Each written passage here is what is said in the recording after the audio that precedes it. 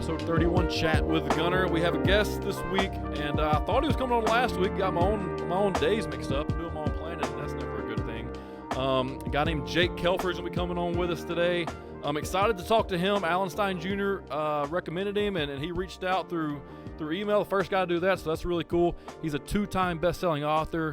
His books are Elevate Beyond, Elevate Your Network, and he's the founder of Pro Basketball Combine, which I really want to dive into. And he's a business and pretty much, I would say, a life coach, according to his LinkedIn. So, Jake, thanks for coming on, man. Man, I'm pumped to be here and dive into everything. I know pre-talk we were talking about our affinity for The Rock, and I'm excited. I think we're going to have a great conversation. Yeah, man, if you're a fan of The Rock, you can come on the show pretty much every week if you want to, as long as we have about a 10-minute segment talking about him, because we do that just about every show. There we go. I mean, I don't know many people who aren't fans of The Rock. You know, this day and age, I would think that if there's something bad that's going to come out, it would already came out. Obviously, he's a stand-up guy, and he's very motivational. You know, success leaves breadcrumbs, and I'm trying to pick up every one I can from him. Yeah, absolutely. All right, man. So tell me a little bit about yourself. Tell me about how you got into writing books and this Pro Basketball Combine. Just kind of give me the beginnings, then we'll go from there. For sure. So writing books, and I'll kind of give you the overview here, is writing books was never something I expected to do in my early 20s.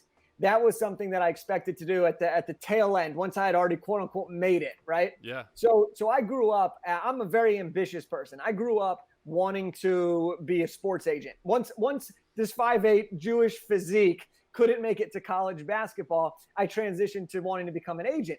And when I wanted to be an agent, my dream was to become the next Jerry Maguire, to then make a lot of money, to buy a house, maybe an island, then start to give back, write books, speak, do all these cool things. But what I've realized over this journey, specifically through writing books and through the Combine, which we'll dive into, is that success is dependent on each one of us. And at any point in time, we can choose what success really looks like, and we can start to pursue that based on how we define it. And so for me, there was a moment where I was getting ready to graduate from college. I thought I had my dream agency job lined up. Everything was going along the path. And right before I graduated, my final semester of college, I went to USC. The agency pulled the plug on the job. They went on a hiring freeze, and I didn't have a job. So here I was scrambling. 3 months left to graduate from USC, thousands of dollars in student loan debt. And I'm like, oh my gosh, there's no way I'm going to graduate without a job. That's not happening. So I went to the work. I figured out what to do. Long story short, I got a job working for the Lakers. So my first job ever after college was working for the Los Angeles Lakers, which happened to be Kobe's final NBA season. Wow. Now, while I was there, my whole goal was work for the team, build relationships with people in LA, people that get the good seats, build relationships with agents, continue to build that. The season be done, I'd move on, right? But what happened was I had an interaction with Jerry West, and I had a couple other interactions throughout the time, but I realized that the only time to get going on the dreams that I had down the road was to actually do them now. And there was no reason not to write a book at 22 years old. There's no reason not to start the professional basketball combine at 24 years old. There was no reason not to do any of those things, because why can't I do it?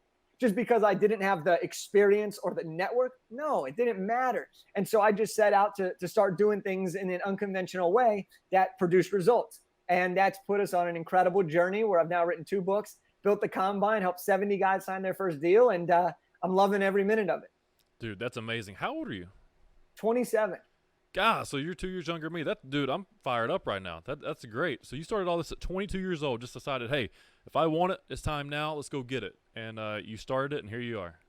Absolutely. I mean, I would drive from the Lakers every single day, and I lived about 2 hours away when you factor in LA traffic. And I was like, I don't want to sit in traffic. So I'd leave at 5 a.m., drive, beat the traffic. And then for the next 2 hours, I'd work on my book, write everything, go into the office, come home, do it all over again. And that was what I did during that season. Because also, look, I had the influence of Kobe, right? Yeah. Like seeing Kobe go through his final season. And I didn't work directly with him or talk to him a ton, but I got to see him and what he did for his fans and how he pushed through things to show up for him and what he did his whole career. And I was like, I got to channel my Mamba mentality. Yeah. And so literally, I mean, when the season was over, Kobe retired, I retired. Like we both have our jerseys up in the rafters now, baby. I mean, let's go. And that's when I released the first book, because it was like, why can't we be the greatest? Why can't that be me, the guy that's making things happen, making an impact and changing the game? Why do I have to wait for permission or wait for it to be acceptable? And that kind of put us on the path we're at today. Dude, I love it. You can hear the passion in your voice. And, a lot of people don't have passion these days. So I appreciate this. I love the energy. I love it. Are you a Tony Robbins fan? You seem like a Tony Robbins fan to me. I like Tony. You got a little passion behind you. All right. So tell me about this book. What's the book about? What's the Elevate? What's your brand stand for? All right. So there's two books. The first book was called Elevate Beyond. And that's the one I wrote while I was working with the Lakers. And the whole point behind that was, I was 1 year out of college and I was writing a book on how to get a job, right?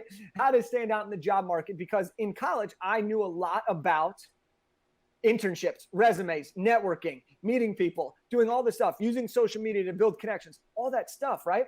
And I thought, there's so many people out there that need that help. And I had just gone through this process. And especially considering how unique my process became, I wanted to share light on that. Plus, I wanted to couple that, because I was 22, 23 years old. Who's going to read a career development by a 22, 23-year-old guy, right? Right. So I coupled that, my experiences and being younger, with experiences of people that were more credible, people that already had jobs, people that had risen through the ranks, Apple employees, Morgan Stanley employees, professional athletes, entrepreneurs, and I bundled that all together, okay? So that was the first book. And the second book is called Elevate Your Network. And that book's all about building incredible relationships in life and business. And the reason I wrote that book is because everything that I've done up to this point, the reason I've been successful is because of the people I've associated myself with, right, and the people I've gotten to meet and the relationships I've been able to build. And so the biggest thing with all these books, it comes down to the one word of elevate. And my goal, my mission is to elevate people to achieve their personal definition of success. So whether that's the athletes who we bring into our draft combine, get them to that next level. Whether it's me and you talking, I want you to leave this fired up, right? Yeah, like better than we came in here. And so that's what it means to me, that word elevate, and how come that's been such a part of the journey. Dude, that's fantastic. I saw on your signature, it's Chief Elevation Officer. Is that what you put on there, CEO? Yeah, because to be honest, I don't like Chief Executive Officer seems so bland and so boring, and like I'm just a guy with the business, right? When I first started it, and I was like, you know what, Chief Elevation Officer sounds good. It's different. Let's roll with it and see what happens. And it's been, people comment on it all the time. Yeah, love it. I mean, it's something different, makes you stand out. If you're reading your signature, it stands out, obviously. So where do you find these books at? Amazon? Amazon, pretty much anywhere. But yeah, Amazon's the best place. And for anyone listening, we'll just jump into the value right away. If you go on my Instagram, you can get a free copy of Elevate Your Network. Really? Yeah. I need a copy. I need a copy of this book. I need to check this book out. We'll get it done. We'll get it to you. I'm all about some books. I need a copy of it. All right. It's a great read. Short read, easy read, digestible, actionable. It'll make you. I love it. Hey, so the Pro Basketball Combine, when I read it the first time, I'm thinking, like the NFL Combine. I was a college football player, so I trained for that pretty much my whole life. And with basketball, they have one kind of similar. I don't know much about it, so tell me about your Pro Basketball Combine compared to like the NBA Combine. All right, so it's great that you're familiar with the NFL Combine, and the NBA has their own Combine. Very similar, right? The whole point of it is to build exposure, to give your top prospects an opportunity to be seen, raise your draft stock, right? Yep. What we did is the NBA was announcing what's called a two-way contract, okay? And for you or for your audience, if you're not familiar, basically it enabled every NBA team to have 2 additional roster spots that they could send up and down from the NBA roster to their G League roster. Here was the kicker. The potential of earnings at the time was going to be $275,000 for that job. Whereas the normal G League salary, where most guys were going, was $29,000, $35,000 around that time. Right. So there was an opportunity to almost 10 extra money and stay in America. But here's the thing. When they announced this, where were all those players going to be found? The top 60 to 70 guys were already going to the NBA Combine. So what we did was we created a secondary combine for the next tier of prospects, doing the same similar things to what the NBA Combine does, 3-on-3 scrimmages, interviews, vertical jump, all that type of stuff. And then we put them through our program, giving NBA teams a chance to see these guys and fill up those two-way spots or G League roster spots or summer league spots or any of these high-level overseas jobs. And it worked out incredibly well. And it was a very niche idea that blew up. And now we've helped 70 guys sign a contract in 31 countries. So you're targeting FCS kind of level guys, the fifth, sixth man type guys on the Division I schools that are not going to get drafted, but they're probably going to play G League. But if you go to this combine, show out, you might be that extra 2 guy that's going to get an NBA contract to get paid $275,000. Is that? Yeah, there's all types of things that go into the way we recruit and the way we do our scouting, because we take some risks and we put guys in different positions and give them a chance to succeed based off what we think was what the teams think. But yeah, it's a lot of those guys. It's guys that are on the top programs in the country, but don't get a play because they have the guys that are getting drafted, right? Yep. Or the guys that's at a super small school, small D1 maybe, that is blowing it up, but people don't think his game will translate. Or it's, we had a D2 guy. We took a huge gamble. D2 guy, we took him. He was like, people were hyped on him. And I was like, let me see his film. We watched him. We scouted him. We're like, we're going to give this guy a shot. He's in the G League now. We have stories like that where we've given guys chances and we've brought guys in. And it's been unbelievable to see what's going on like that. Dude, that's great. How'd you think of that? Like, where did that click? So, as you know, I wanted to be an agent, right? Yeah. So one of the things related to this whole program and the whole reason we started the combine is because I was talking to different agents and I was still trying to get my foot back in that door. And some agents were talking to me about this idea that maybe we could have, why isn't there a second combine? And a lot of agents were like, that would never work. No one would ever do that. And I was like, you know what? As soon as those 2-way contracts were announced, I was like, let's go. Let's see if we can put this on. And where the idea started with to where it finished was night and day, because there were so many rules and regulations that I had to comply with to make sure it fit within what the NBA's rules allowed. Right. Because we didn't want to be those guys that break the NBA rules, or we don't want to be those guys that promise something and then couldn't deliver, right? I would have lost all my credibility before I even started my journey in sports, which would have been a huge bummer. Right. But what we really tried to focus on in that first year was putting together the best event that could produce the best value and results for each party involved. And then selfishly, I knew that all the agents were going to be my customers. So I was like talking to agents. I was like, look, I'm going to be a 24-year-old kid that's going to have a relationship with almost every NBA team, all the top basketball media, and about 100 agencies. Did my value just skyrocket in the agency's eyes? Yep. Absolutely. So I thought after year 1, after year 2, that maybe it would parlay into me going back into the agency world. Right. But very quickly, I realized that wasn't the path that I was going to be on. No, you're on your own path. On my own path. You're bringing those boys along on the journey. Absolutely. Man, I love that. God, man, I love this conversation already, no doubt. So now are you doing speaking as well? Are you So throughout the whole journey and the creation, since I wrote that first book, I've been speaking all over and really growing it. And so I travel all over the country. I've been to China to speak. And it's just been a hell of a journey. I talk to businesses and a lot of youth audiences as a way to give back as well. That's great. So how'd you meet Alan, or how do you know Alan? This is an awesome story. I'm so glad we get to discuss this. Great. So I go to my first speaker conference I've ever been to in my life. It was like one of my first like real professional conferences, right? I was one of the youngest people there, but I remember I was at the event and there was this guy with like this cool backpack dressed as like Jordans or something. And I was like, all right, my type of dude, right? Like immediately, right? Like athletes just connect with athletes. People that are in like your circle, you just tend to seek them out. And we just started chatting at this conference. And then over the last couple of years, we've just stayed as really good friends. I've had him on my summits, and it's just been an awesome journey to get to know him. And we had so much in common at the time and so many overlapping friends. And he's just been a great guy for me to get to know and for him to get to know me as well. Yeah, I had him on. We just kind of randomly got connected with a mutual friend, and we stayed in contact for about a year. And then all of a sudden, he wanted to come on to the show, do the show. We really clicked. He's a great guy. He's a fun conversation. Always a good conversation. The thing I love about him is like he literally talks about this, but never getting bored with the basics.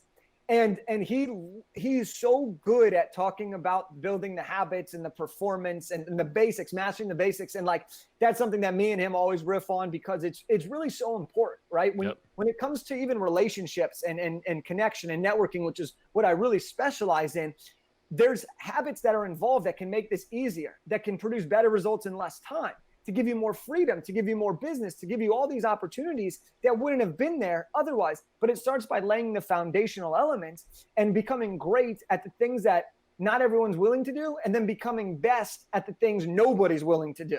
Yeah, absolutely. And that's where you become able to distinguish and separate yourself from the pack. Well, Tim, you're a basketball guy. So Tim Grover talked about it in his book, Relentless, and then Allen talked about it in his book, Raise Your Game. And it's the Kobe stories of Kobe would, get there to practice extremely early, and he'd do basic drills for an hour and a half, dripping sweat before he'd even really get into the hard stuff. And he did that later on in his career. And you don't see guys doing that. You see guys, slacking off a little bit, working on all the extra stuff, the stuff that looks good, the hard drills. They don't want to do the basic stuff. But it helps in business, it helps in school, it helps in sports, it helps in, in strength and conditioning, whatever it is. If you do the basics, you do the basics right, do the basics every day, you're going to get better. That's literally just how this works. It's consistent, persistent actions, and that's how the game's played. 100%. I mean, I feel like we could just go on and on and on about this, but it's so true, right? Like, it's so true. At the end of the day, if you want to win at anything, you have to play the game. You can't win a game you're not in. Yep. And then you can't win a game if you're not going to continue to get better, because as you evolve in life, the competition is going to evolve. And you got to rise to that level, because if you don't rise with the competition, you will be dropped out. Yep. You look at youth sports, right? There's millions of kids, high school sports, less kids, college sports, less kids, pros, a lot less. And that trajectory, right? The same way in life and in business, right? You go to a conference, 100 people are motivated, inspired, like, yeah, I'm going to do everything. You leave them 3 months later, 20 people have done what was asked of them to do. You look at it a year later, one person's done what they suggested, and that person's now a millionaire. That person's got their dream life. That person's got their dream partner, whatever it is, right? Yep. It's always going to be that way, but it all starts by showing up and then getting better every single day. Yeah, you're right. Doing the one thing you don't want to do every single day, even if you don't want to do it. I mean, that's kind of how I look at it. The stuff that's the hardest, that's what you got to do first. Brian Tracy, eat your frog first. I mean, it's just simple. Everybody's been talking about it for decades, but people still can't get it in their heads. The ones that are not successful, the ones that can't find that motivation, they're like, what's the secret? Where's the pill? Where's the shake? How do I do this? How do I do that? You just do it. Like, you literally Nike had it right. You just do it. And I mean, you're living proof of that. You want to live a certain life. You had it in your head. Hey, this is probably what's going to happen in 40, 50 years. Then I'm going to buy my island. I'm going to write my book. I'm going to do my speeches. No, check that. I'm going to do it 40 years early. I'm going to do it at 24, 22 years old. That's great. I love it, man. I appreciate it. Yeah, man. I appreciate that. But here's the thing, right? It's not to say that people are just completely different and they're just willing to do it and some people aren't willing to do it, right?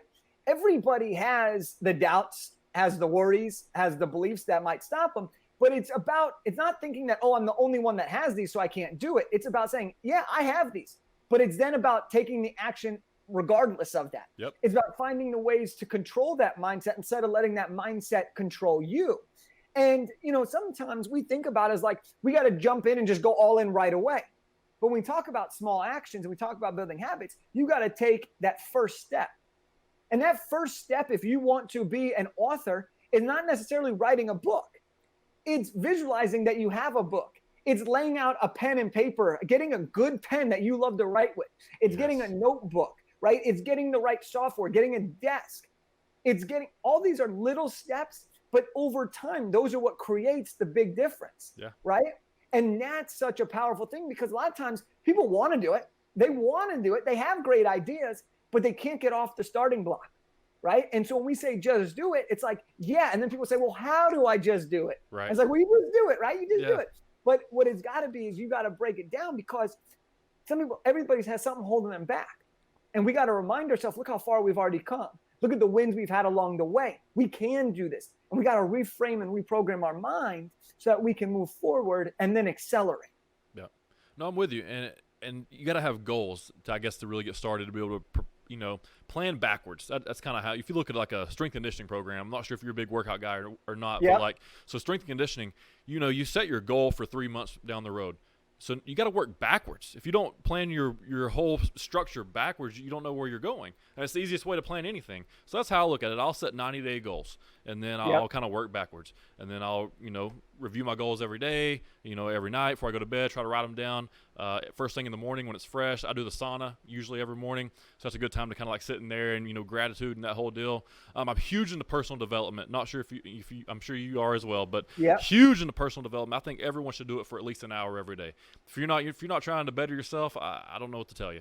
And, that's just the way how I live my life. I feel like you got an early jump on me. 22 years old is pretty good. But, I've always been kind of highly motivated. But right now, really kicking it into gear for the past couple of years. But Let's go. Yeah, right. So it's great to have conversations with like-minded people, and especially someone younger than me, because that even motivates me even more. So Yeah, it's great, man. So what's next? Is there another book? Is there another combine coming up? What we got going on next? So there's a bunch of stuff coming up, but coronavirus and at the time we're recording this has played a big role in the world, right? Yeah, right. It's caused me to do a lot of thinking, because I spend most of my time pre-coronavirus traveling a lot, prepping for a variety of different things, and I've been doing a bunch of different things really well. But coronavirus has really had me do a lot of introspection and think about, what do I really want? What really is my definition of success, and how can I live that every day? And so I've really been focused on like dialing in the stuff that I can't do when I'm constantly on the road.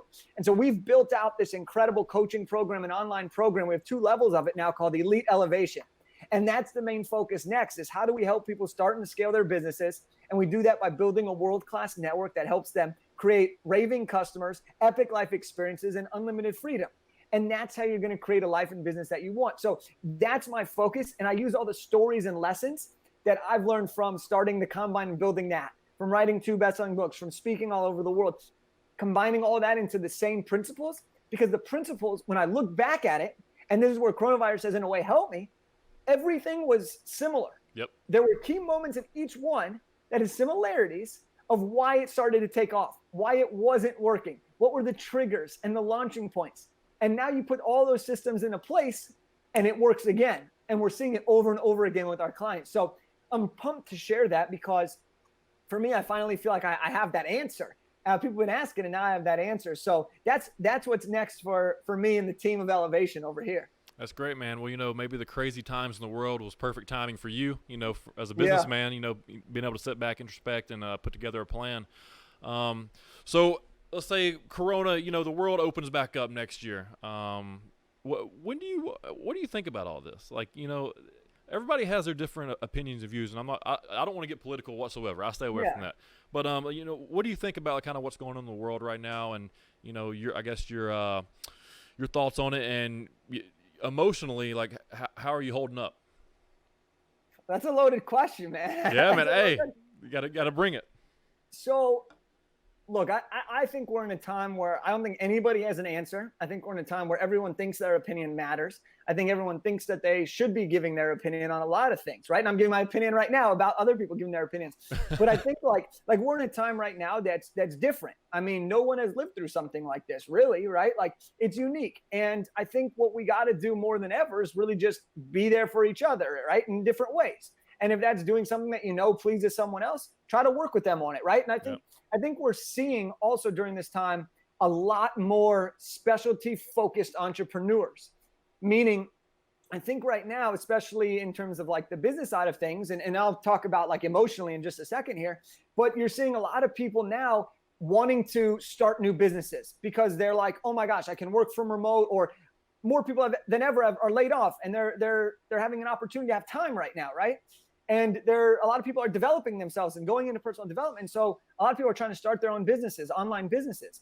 Well, if 1 million new people start an online business, there's got to be people that are more specific. Otherwise, you're never going to be able to stand out, especially being new. So I think we're going to see that as a huge trend. Even though that's always been an important piece of building a business, I think now more than ever, we're going to see specialty niches coming up more and more. So that's just something that I've been thinking about, and that's been interesting. But in terms of like emotionally throughout this time, dude, roller coaster of emotions, to be honest. And, the first couple months, it was hard because the combine got shut down. We couldn't do that this year. Speaking, all my gigs got shut down. I was on pace to have one of my best years ever. So that was hard for me. And there were days where I was just like, shit, man, this sucks. Right. I didn't want to do anything. I didn't want to put in a lot of this extra work because I didn't even know what the work really was. Like, I didn't know how to pivot just yet. But, throughout it all, I just tried staying positive. Like, where do I want to go? How do I want to frame it? What can I control? Not focus on things that are out of my control. And now, as we're in this time when we're recording this, is like, I'm feeling good. I got my routines dialed in. I've relied heavily on routines. I've focused on what's the vision. Like you said, that 90-day goal, I got my goals set up. Yep. And now it's just like, okay, I know where I'm going. So even if I have a rough day here and there, because look, some days aren't going to be good, whether you're in Corona or not in Corona. And I got my plan and I'm going to stick to it. And if I need to adjust it, I adjust. But the end goal is in mind, and I know the action steps that are going to get me there. So, emotionally, whirlwind, man, whirlwind. Yeah. But well, you said it perfect, and the key there is staying positive. And I think if more people just stayed positive and stayed away from some negative thoughts, we'd all be in a lot better place. Quit yelling at somebody over something just to try to be right and try to come together. And that's the biggest thing we can do. Yeah, and I don't watch the news really anymore either, just because all the science and the data just shows you news is negative. Like whether it's super informative, it's negative, and that impacts your emotional state. And I'm not here to spend my time on this earth being in a negative state more than I have to be. Correct. So why put something into my body that is not, or into my mind that's not going to be beneficial for myself? Dude, I'm with you 100%. Move to Chattanooga. We'll be best friends. We'll do the thing. I'm sure Chattanooga's better than California, right? I don't know about that. Man. I don't know about that. So, are you born and raised in California? Yeah, man. I'm a Southern California guy through and through. Grew up in a town called Santa Clarita. We had a theme park called Magic Mountain. That's what we're known for most. Went to USC. Now I live in Santa Monica, California. So I'm a Southern California lifer for these first 27. That's awesome, man. So tell me about USC. You like that school? Pretty good school, pretty good university? I loved it. I loved it. But I think, unfortunately, when I was there, our sports teams didn't perform like they did when I was growing up, specifically our football team, which was a huge bummer. I mean, right? Like part of the reason you go to a school like USC outside of the academics is for the sports. Yeah. I mean, like that's a huge part of the experience. So, that was a huge bummer about that. But overall, I mean, I couldn't be more grateful. And I would say the biggest thing by far that I got from USC was not the quality of the education, but from the connections and the people that I got to meet through the fraternity, through the clubs, through the ability to utilize the USC name in my outreach as a college student. Those were some of the best things by far that came from my experience. So much more than going to class and taking, some of these classes that are just nonsense. Yeah, I'm with you, man. The whole educational system. I mean, college is for building connections, Yeah. And the people that build the best connections go to your top colleges. So you went to a really good one. So I'm sure you had some great connections there. But speaking of sports, could you imagine being a Division I athlete with hopes to go pro, coming into your season this year as a senior or a junior, not knowing what's going to happen, if you're going to play? Is there going to be fans is there going to be a crowd? Home field advantage? What's the point of going to college if you don't have home field advantage? Could you imagine doing that? On one hand, no, of course not. Because I don't think anybody can imagine sports that aren't like the way we grew up playing sports. But on the other hand, and you know this, when you love the game, you'll play that game in front of nobody. You'll play that game for the love of the game. Right. And on the flip side, it's like if you want to go to the pros, though, there's a lot of unknowns, right? A lot of added pressure, a lot of expectations that aren't developed. There's a lot of question marks, and we're seeing it with the NBA draft right now. Is like these guys it's been quiet. And there's a lot of things going on. And then you got this upcoming season where we don't even know, we're not playing conference games in some sports. Maybe there's not going to be a season. Maybe there is. Like, what do you do? And how do you stay, at the top shape? Right. Part of the reason of getting into that shape is so you can go bash some heads, right? Yeah. Mm-hmm. Go kick some ass. But it's going to be really interesting to see how it all plays out. But I think we're going to see very clearly people separating from the gap. Correct. From the rest of the people. And I think the gap is going to get bigger from your A performers, the guys and girls that have the skills as well as the mental capacity to win at the game of life. And you're going to be able to see that difference, I think, over the next year or two. Yeah, that's a great point. That is a very great point. I mean, like as an athlete, you always had that one date that you knew you had to come in shape because you had your conditioning drill or your conditioning test or whatever. But these days, man, you just keeps getting pushed back. I mean, I have several of my buddies that are college coaches now, and they don't know. Like, nobody knows anything. No one knows. It's crazy, man. I don't know. But what else you got, man? Anything else going on right now? Man, I mean, we got a lot of stuff, a lot of good stuff going on. And to kind of play on the sports comment is I was just in Columbus, Ohio. Yeah. I was there for 3 weeks, and we were doing what's called the basketball tournament. So it's $1 million winner-take-all basketball tournament. It was the first live basketball on ESPN, and it was epic. And when they had the bubble, we had our Columbus bubble, similar to how the NBA has their bubble in Orlando. And, one of the big things was seeing these guys compete without fans. And two of the guys on one of the teams, they went to Dayton and they missed out on March Madness this year. So this was like their March Madness in a way, right? Wow, yeah. And it was just interesting to see these guys, playing in front of no audience except for like ESPN, but no in-arena noise, fans, home court advantage, none of that. And to see these guys really step up and like to hear what was going on behind the scenes as a guy that's like a fan now and that's in the game from like a coaching kind of perspective, right. To be able to hear that was really cool as well, because normally you can't hear that unless you're, with the team. Yeah. So sports is going to be an interesting dynamic moving forward for sure. Yeah. Are you a fan of the UFC? Do you ever watch that? I don't watch too much, but anytime there's a big fight, I'm down. I'm going to a friend's house and we're watching it. I got you. So that's probably my favorite sport right now to watch. So I'll check those out. But when there's no, fans in the stands or no crowd in the UFC, you can hear these guys breathing deep. Yeah. You can hear the leather thudding off these guys, the kicks. It's a completely different environment watching it because you can hear everything. I mean, you know when somebody gets tired because you can hear them taking deep breaths on live television. So I kind of like watching the fights with nobody in the stands. It makes it more enjoyable for me as a fan. Definitely. I think it's an interesting point too, right? And I think we'll see different like things stick that we would have never tried unless we were in this situation. Yeah. And it'll be interesting too. Like, are people ever going to want to go back to a sports event because you have everything in the comfort of your own home, and the experience now is exponentially better on TV than it was because they're trying to do everything they can to make it look good. Right. Right.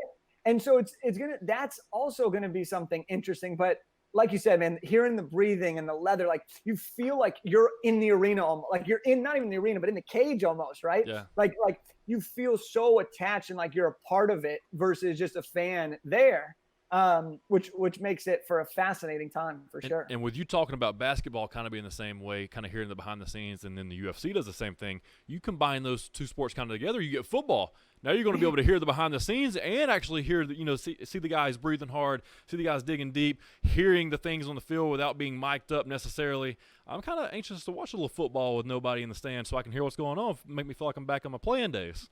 Absolutely, dude. And I love when you see those clips on social media where you'll get a guy that's mic'd up and they're saying something, right? Or they're calling an audible or they're naming a play. Yeah. Right. And one of my favorite things is like, as just a casual football fan right now, is like, I love when they're just yelling the random names of the plays, right? Yeah. Because that's one of the funniest things that the guys do. And most people have no idea that exists. Right? If you don't know football, you would never know that some of these names are being made. Yeah.